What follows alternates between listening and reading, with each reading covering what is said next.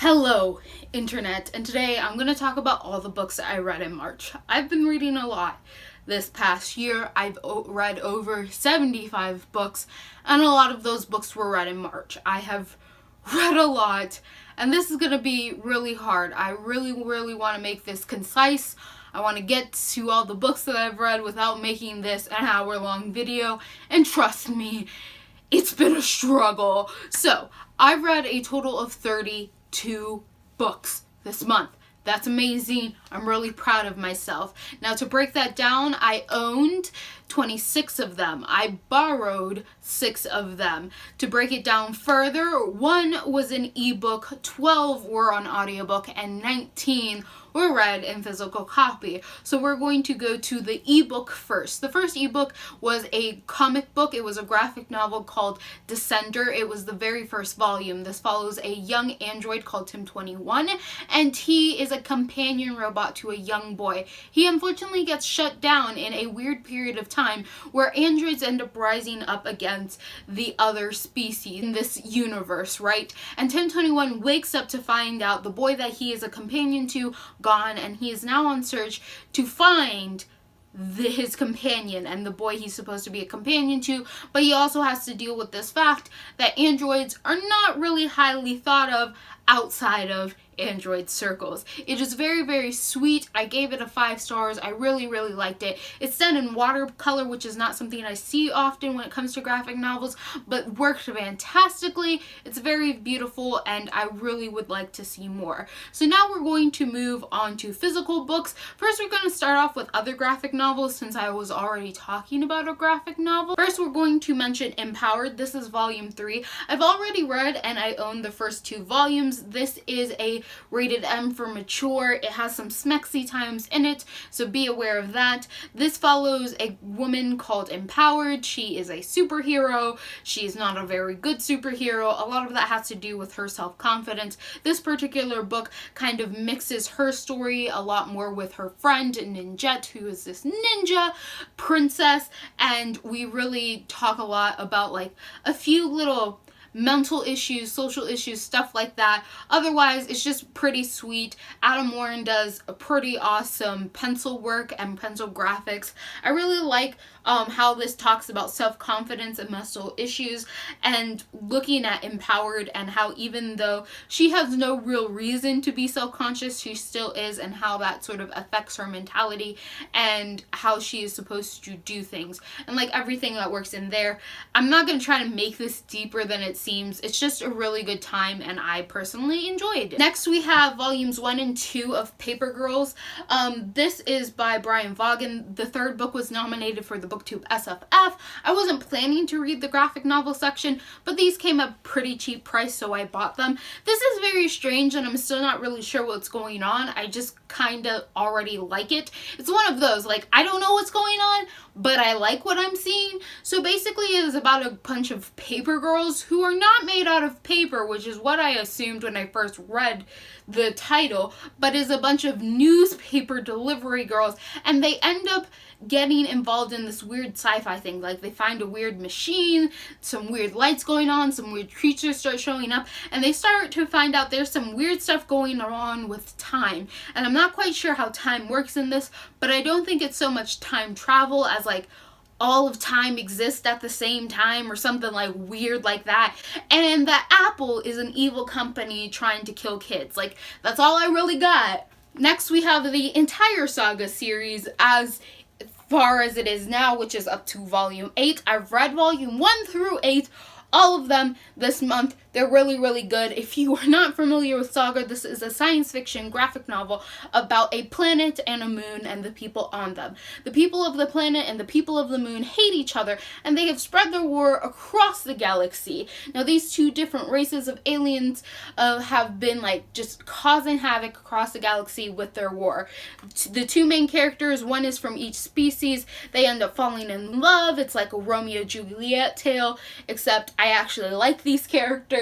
And they end up having a hybrid baby. Both governments, both of the planet and the moon, figure out about them and their hybrid baby, so now they are being hunted down. So this whole book is about the people they meet, the experiences they have, and them on the run from basically every government in the system and trying to care for their baby so that their baby does not get stolen or killed and they don't get murdered off. Like, that is the whole goal of this. It has some really, like, strong points.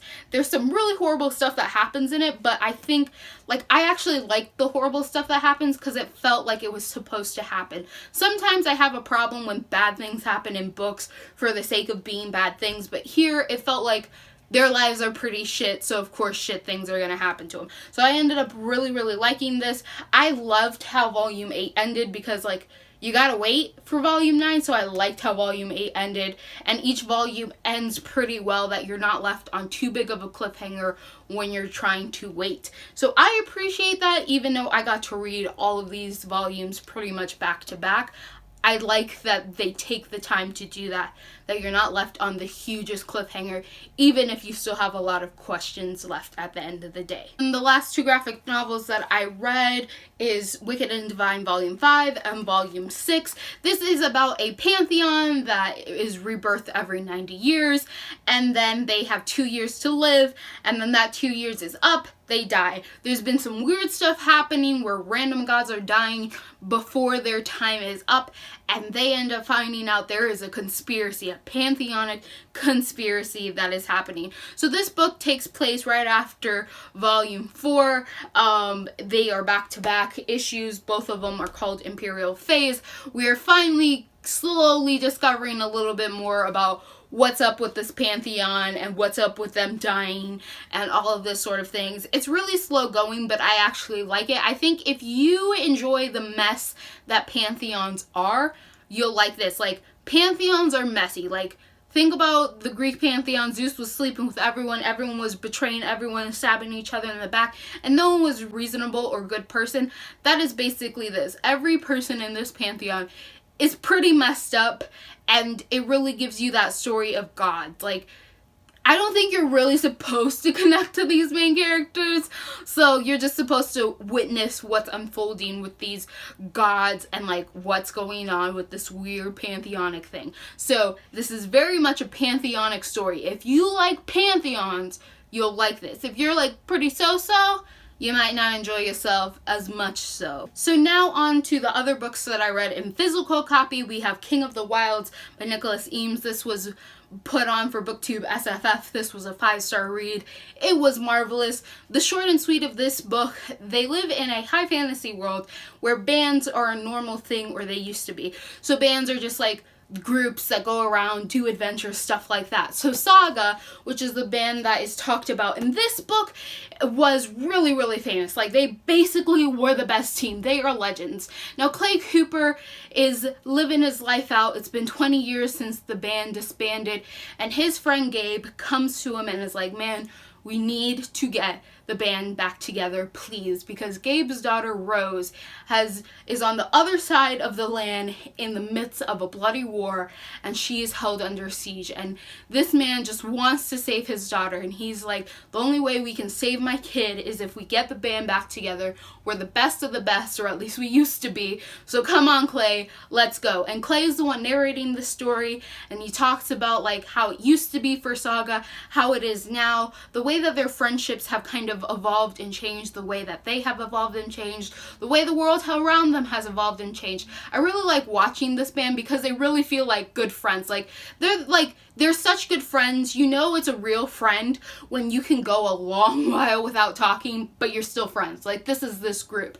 And it's fun to see them being old dudes trying to do, like, young dude things, especially, like, fighting and battle and stuff, because they have all the skills, they have all the muscle memories, but not all their muscles are up to speed on their memories, so they fuck up a lot. And it's really funny because you learn from Clay that that's not much different than how they were when they were younger.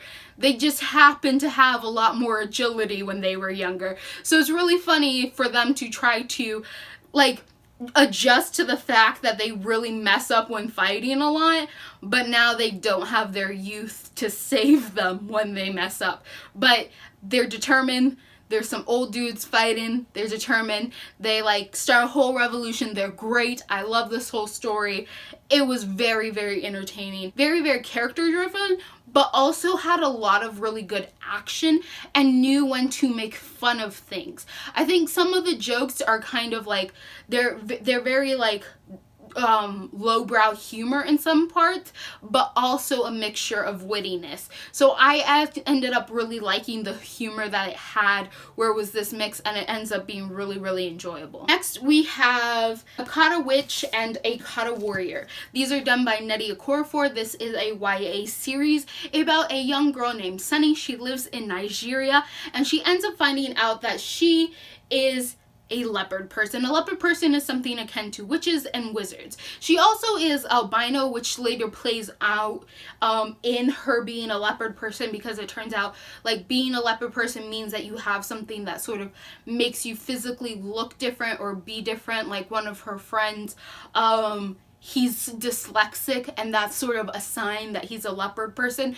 So I like that aspect of the thing that makes you different and odd to the rest of society makes you special as a leopard person. Like it helps you. It's like a sign that you are destined to have some sort of magic. I also like the whole leopard person system that's introduced. This idea that knowledge is really important, that you gain money through knowledge. Like the more that you learn, there will be literal money falling out of the sky. I liked how it was set up. I was expecting more of like a traditional school, but this is more of a mentorship school, and a school where there will be an adult leopard person, and they'll be like, hey, Sunny and friends, go out and do this thing, and they have to learn along the way. It was a little frustrating in the first book because I was with Sunny and I was being really impatient. I was like, boy, just tell me what's going on. But I like that the whole goal of this book is for you to learn yourself. That is basically the goal of being a leopard person. The importance of being a leopard person is how important it is to learn. I really like in the second book the comparison it makes with knowledge, and how important knowledge is over power, and not necessarily that knowledge gives you power, but you should be willing to learn. Like that sort of the elevation of knowledge and of learning. I really, really like that. Next, we have Witchwood by Tahereh Mafi. This is a follow-up to Furthermore. I highly suggest you read Furthermore first, because Alice and Oliver play a large part in this book, more so than I expected. So this book is about a girl named Lei Li, and she has this power that revolves around the dead, about putting the dead to their final rest. She washes the body, she cares for them. She lives in a place called Witchwood, except the people of Witchwood don't really respect her and her job and take advantage of her. So she's doing really, really poorly when Alice and Oliver show up to try to help her. They're very, very rude in the beginning, and I really didn't like that, but that was rectified towards the end because it wasn't something that was going to be ignored, which is what I didn't like about them being rude. I was really scared that their rudeness will go by unspoken, but it ended up they were talked to, and it ended up like really working out towards the end of the book. So that isn't something that bothered me by the end of the book, but it was something that bothered me in the beginning. I ended up really, really liking Lei Li's character. Like, she is my favorite. I really like her powers. I really like how they were explored and talked about. I found them super, super fascinating, but I'm really fascinated with like death and death culture, so that's not really surprising. And the only really down thing that I had about this book was me and my personality versus the narrator's personality. So this book is told in a storyteller style. So there is a storyteller, a narrator telling you the story of these kids. So the narrator is a person in themselves. They're a character. So sometimes some of the words the narrator would choose to describe scenes or feelings or like what was going on, I personally didn't agree with what word they chose or how they phrase things, and I would get into arguments with the narrator. So that was the only thing I don't like, and I don't know how to take that. Like, that's not a negative on the book, and I do like the narrator style. I just personally wanted to have a conversation with the narrator because they obviously weren't reading the same thing I was reading sometimes, because I was like 100% Team Lei Li, and she could do almost no wrong in my eyes. And I know that's wrong on my part. I shouldn't be that biased, but I am. So whenever they would say something where it's like, I'd be like, Alice and Oliver are wrong. Leave Lei Li alone. So like, this is a great book. I just personally wanted to argue with people, so that's on me. Next, we have Randoms by David List. This is the first book in a series. This is a middle grade series, but I would say it borders on the long line of middle grade and young adult. This is a sci-fi book. It is basically along the lines of Ernest Cline's books like Ready Player One and Armada, where it's taking the nerdiness of you loving sci-fi and putting that in a character and saying, your nerdness will save the day, which is something I love because I'm a nerd, and I hope that one day my nerdness and right now pretty useless knowledge will someday save the world from some sort of destruction. So this follows a science geek named Zeke, and he ends up being personally selected to go to a Federation off-world training program, and him and 3 other students from his planets are going to try to earn points so that Earth can end up joining this alien Federation. So like sort of like Star Trek, where it's a bunch of aliens joined in this one peaceful Federation. Earth is getting a chance to join it, and Zeke just has to help his team gain some points. But he's finding out this Federation's keeping some secrets, and his science fiction knowledge is going to end up helping him save the day, because it turns out that science fiction is actually based a little bit on fact and truth. So a lot of the things that happen in Earth's science fiction actually have a real life parallel. So Zeke's knowledge of science fiction actually helps him defeat the bad guys, the space orcs, and understand the issues that are going on in the world that he is being thrust into. I really, really like this. I liked the different aliens that are involved, the fact that they were respected, the conversations. I really like the diversity, not only in the types of aliens you had, but also in like the visuals that you would get for each alien. Like you could tell that even within each alien species, there were some sort of diversity. And I'm counting humans as an alien species, since technically they are aliens too. But like each kid, like the kids that Zeke gets to know, each come from a totally different country, a totally different background, totally different race. So it does a lot there. It has a lot of interesting alien stuff. It has some like angst. It has some nerdiness. I would suggest that if this is something you're interested in, pick up the second book. I think this is a trilogy. This ends okay, but it is a little bit of a cliffhanger. So if like you really start getting invested, I would suggest, go buy that second book, unless you're willing to wait to continue the story, if that's something you're into, right? I also read Wonder Woman Warbringer by Leigh Bardugo. This was something I read because I went home for spring break. My brother had a copy, and I was like, you know what I'm gonna do? I'm gonna read your book. And he couldn't stop me because I read a lot faster than him, so I got this done in like 2 days, and then he complained that I can't even read because I read too fast. But I'm gonna agree to disagree because he reads slow. Point is, I read this book. It's actually really, really good. It is about Wonder Woman and a girl that comes to her island. The girl has a curse called the Warbringer curse, which is basically like a Helen of Troy curse that is passed on through her line, which means like she is a catalyst for war. Once she becomes like a certain age, this activates, and then she basically will bring war. She will be the catalyst. She will bring out the worst in people, whether or not she's willing. So Diana's going to try to help her break this curse, and that's what the whole book is about. The first 50 pages, pretty meh. I didn't like Diana or the Warbringer in those first 50 pages. They were awful. After those first 50 pages, Diana and the Warbringer were pretty great. The villain was pretty weak. I think that could have been explored and explained a little bit more than the way that it happened. But otherwise, I would say this is a pretty solid 4. I think it brings up for me because I actually ended up really liking the action scenes in this. More so the ones that happen like in the first like half of the book than like the final battle scenes. They were good too, but I really, really just like that scene where they are in the charity event and then all the action-y stuff starts happening, because it just sounded amazing. and I really, really liked it. So I was like, yes, they're all the way. The next two books that I read were for the BookTube SFF Awards, Wind Witch was nominated and put on the short list, and I ended up having to read Truth Witch because I hadn't read it already. These are both by Susan Dennard. This series has been compared to Avatar: The Last Airbender by the author herself, and I simply cannot see it, okay? Like, I can't see it. I don't see it. It's not a thing that I see. We've moved on to audiobooks now, so I read these two on audio. I did not like this series. I thought it was pretty weak, pretty lackluster, and the author really expects you to know more than you do. She does not provide enough information that you can reasonably and educatedly make a guess towards how these things function. All the cultures, all the different nations, they all feel the same because you don't learn anything distinctive about any of them.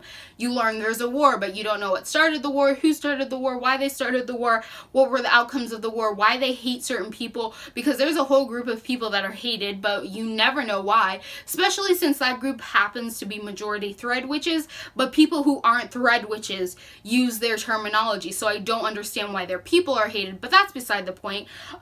It never really explained the difference between Wind Witch and Air Witch, or Water Witch and Tide Witch. I ended up just happening to figure that out on my own after complaining about it to a friend.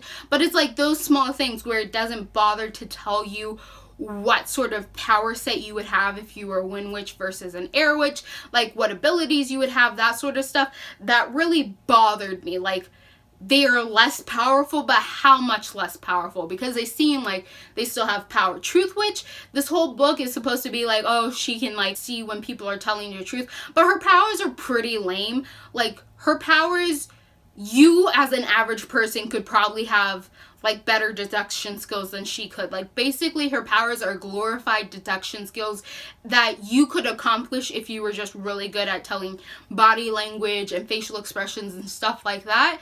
You'd be a better Truth Witch than her, because like that's all her powers are. There's a prophecy that's never really explained. People talk about diversity in this book, but I really didn't see it. Like, I have a hard time like just picturing characters in general, so you kind of have to like be really direct when you're telling me who your characters are and what they look like. And I ended up getting confused from page 1 about Azut, because I thought she was like a brown girl with dark hair, right? And I thought that was what all her people and her whole tribe looked like. But later on, they keep describing her as like pale. And when I look at fan art, she's always drawn as pale. So I'm like, so is she not brown? Because I want her to be brown, but you ain't telling me whether or not she's brown. And then the second book, I think, is trying to make a Zuko Azula comparison, but basically all the siblings needed to do was sit down and talk to each other and stop talking past each other, and the whole sibling relationship would have been perfectly fine, which is not Zuko and Azula at all. So Avatar comparison in the dumps. I did not think this book did enough to explain itself. It was just very poorly done, and I didn't like it. Next, we have Sleeping Gods and Waking Giants by Sylvain Neuvel. The second book, Waking Gods, was also nominated for the BookTube SFF, so I read both of them on audiobook. The audiobook is really, really good because this book in particular is done in a case study sort of way, so it's sort of along the lines of Illuminate, except all of the transactions going on in this particular series is done through a series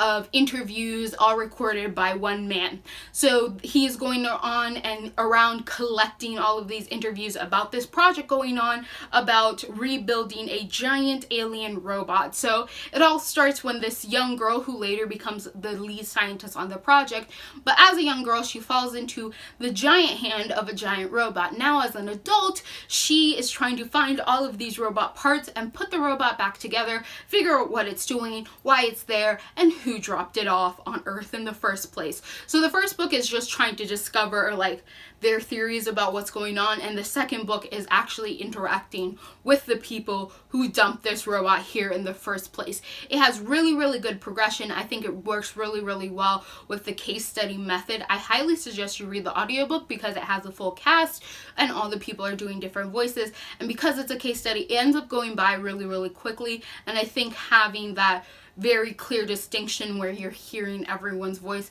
really brings more to the book, especially like with as hard as these voice actors did to create this audiobook. I really enjoyed it, and I cannot wait for the third book. So next I read Garth Nix's Old Kingdom series. This is funny. I actually thought Garth Nix was a female until I looked up his picture and found out he was like a middle-aged 40-year-old Caucasian male. Like, for some reason I thought it was a female author. I don't know why. Like, you'll be thinking Garth doesn't sound like a female name, and I'll be like, well, I didn't want to judge. I just thought it was a woman. That has nothing to do with this book. I just thought it was funny because obviously that was just something I had made up. I don't know where I got that idea. I made it up in my head. But the Sabriel series, or the Old Kingdom series, kind of follows along like a necromancer path, where there is the Abhorsen, who is a necromancer for good, and then all the other evil necromancers doing the usual necromancy thing. So the first book follows Sabriel and her becoming a necromancer and her traveling to the Old Kingdom to bring it back to its former glory. The second book is about Lariel, who lives from this different sort of magical community, and she and her life of not getting the magic that her and her family usually gets, and just her becoming a librarian and stuff like that. And then the third book follows along Lariel's story, which is like there's an evil necromancer introduced, and then they're finally going to defeat him in this last book. So I ended up really enjoying the series. I thought it was pretty average, but I did think it was a lot of fun. This first book I thought was pretty rushed. I really liked Sabriel and Touchstone and everyone, but I thought it happened too quickly. You really didn't get a chance to stick with the characters, to stick with the world a really long time. I think in Lariel you really got to stay with the characters a lot longer and with the world and learn a lot more, which was really great, but the characters were a downer. Especially Lariel, like they were a bunch of whiners when they didn't get what they thought they should get, and I think that these two main characters, Lariel and this boy that you end up meeting in here too, he gets his own point of view. He is Sabriel's son. They have some mental health issues that I really need them to go talk to someone about, especially a therapist. Like, I'm full on serious. Like, there are so many times where these kids are like, I'm going to commit suicide because they're not getting exactly what they want. Like, Lariel's super depressed because, like, she's not getting this certain power and she cannot see any value for herself outside of this. Even though everyone else is, like, telling her, like, the people who are important are telling her, maybe there are other plans in the works for you. You're not useless, but, like, not her.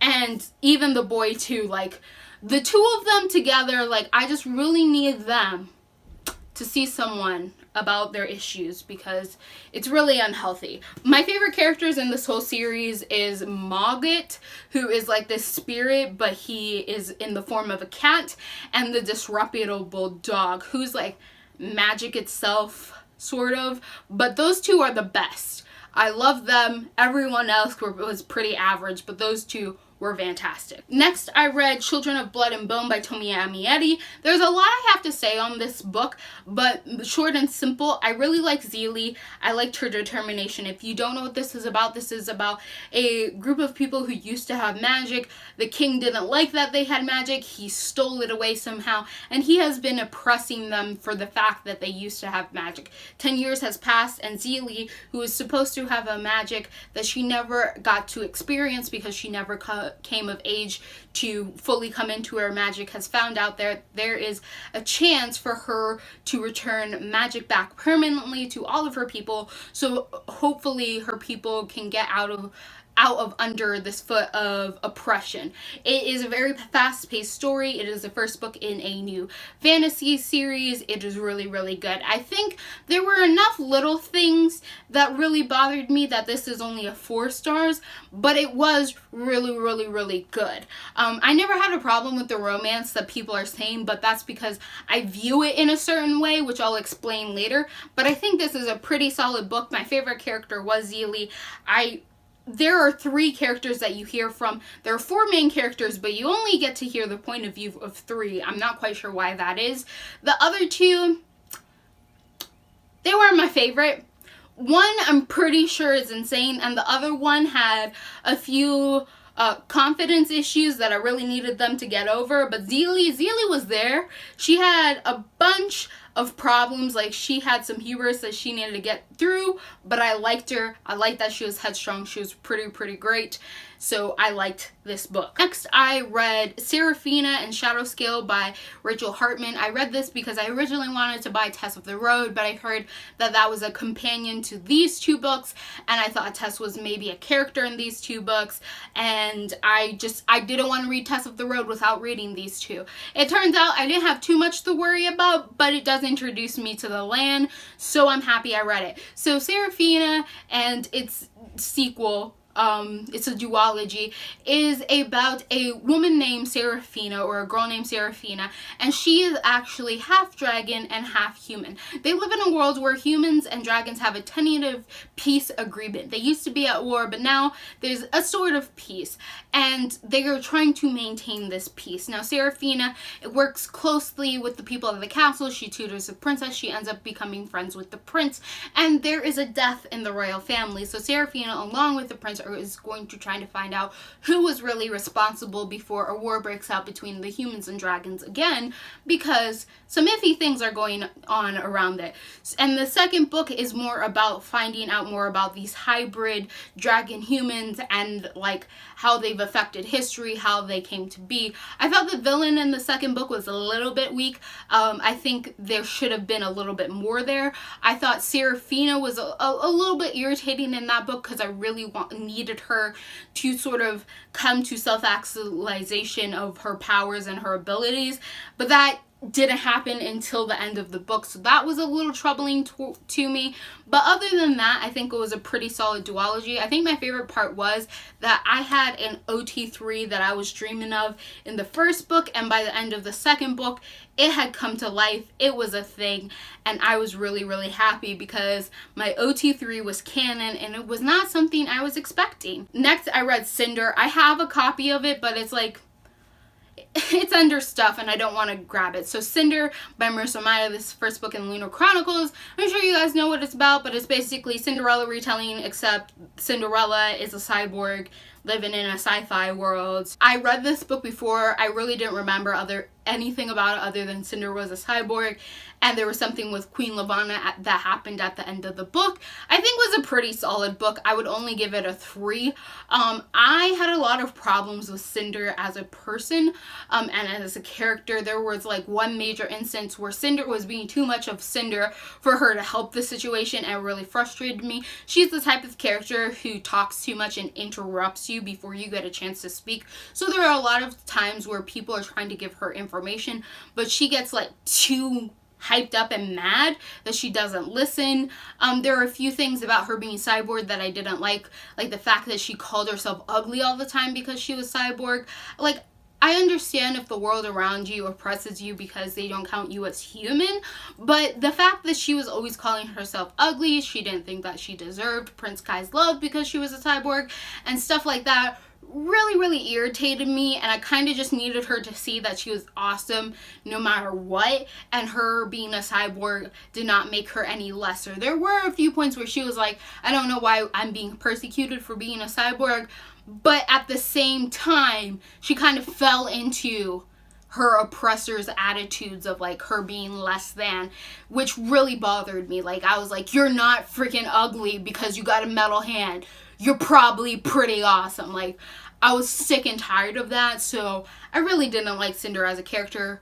I hopefully will like the second book in the series more because it's not following Cinder directly, I don't believe. So I'm hoping that goes better. I want to see more to see how this goes. It's not like high priority, but it's pretty entertaining, so I'm pretty okay with it. The last book that I read was a reread, and that is of We Are the Ants by Sean David Hutcherson. This time I read it on audiobook because I wanted to see what the experience was like there. This is a book that means a lot to me personally. I really resonated with the characters. It was a book that made me feel less alone because, you know, like those books where you read it and you're just like, yeah, that's me. Yeah, that's how I felt. Yeah, that's how I've how I felt in the past, and it makes you feel less alone in the world. That was what this book was for me. So it was a kind of strange experience to have someone else and someone else's voice tell me the story, especially since the first time I read it, I was reading it in my own voice, and it is a book that means a lot to me. I do like the audiobook. I think it's good, and I think having that separation of someone else reading it to me really gave me a chance to see other people outside of Henry and really resonate with them. So like on this read, I realized that I really empathize with Diego and him and how he acted. So I'm like really happy with my experience, but I'm now aware that when I continue in the future, if a book means as much as it does to me as this book does, then it's probably better that I just stick to the way I first read it. So this I first read using my own voice. I will probably only ever reread this book in its physical copy through my own voice. Other than that, those were all 32 of my books. I hope that this is pretty easy to edit. I do not want to be at this for an hour. I hope this video is like 30 minutes or less because this is way too long. I'm really proud of myself. I hope that you guys had a great reading month. I hope that this doesn't make anyone else feel weird by me talking about how many books. That's not my goal. I'm just really proud of myself, and I kind of want to share the amazingness that is reading. So I was just really excited to read all of these books. I hope that this continues, that I get a chance to read even more books and even better books. And March was a pretty standard month for me. Even though I read a ton of books, most of those books were 3 stars or higher. And 3 star for me is just an average book that I had a good time with. And 3 stars or higher, that's pretty good. A lot of them were 4 stars, 3 or 4 stars. So I had a pretty good month despite me reading so much. And there's a chance when you read a lot of books in a short period of time, you're going to read a lot of books you don't like. There actually was one book that I didn't like, and that was Anti-Darken by Kirsten White. I'm actually DNFing that. I'm going to mention it here. I didn't like it. I was expecting something else. I was expecting cold, ruthless Vlad the Impaler but female, and it was really, hey, here's Vlad the Impaler's kids, and they're both super irritating. So there was a boy, and he was Radu, and he was very irritating, very naive. He was a sweet kid, but he was too naive for his time period. There would be horrible stuff that would happen right before his eyes, and he could not read the situation, the room, what was really happening, the politics, and he had this desperation to make everybody love him, which I found really dangerous because he tried to make friends with literally anybody and everyone, and I'm just these people are trying to use you. You can't be going in like that. And then the girl, she had a lot of self-confidence issues. She gave up really easily. I was expecting a character sort of like the Empress from The Tiger's Daughter, who was really ruthless, really cruel. She cared about a few people, but outside of that certain group, she really didn't care about you. She was set in her ways. She wasn't going to let no person tell her that she was unworthy, whether she was female or male or whatever was going on, and she was unapologetic about what was going on. And that simply wasn't what was happening with this character, whatever her face was. And I wasn't a huge fan, so that got DNF'd because I read halfway through. I didn't like it. The point I stopped, I was like, no, I can't do this, because now the 2 siblings were in love with the same dude, and I was like, he's not even worth it. When are you gonna go back to conquering stuff? I want to see you guys conquer things.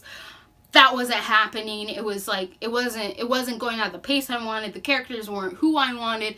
I ended up not getting anything that I thought I was gonna get, and what I did get wasn't anything that I saw any worth in. So I did DNF a book, but I don't think that's really a big deal when I read so much. So if you like what you're seeing here and you want to see more, click all those bunny bunnies down below, and goodbye, internet.